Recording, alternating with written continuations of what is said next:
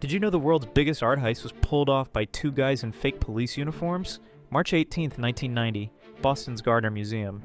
Two men dressed as cops knocked on the door, told security guards they were responding to a disturbance call. The guards let them right in. Big mistake. Within minutes, both guards were handcuffed in the basement. For the next 81 minutes, these thieves moved through the museum like they owned the place. They knew exactly what to take, ignored millions in art hanging right next to their targets.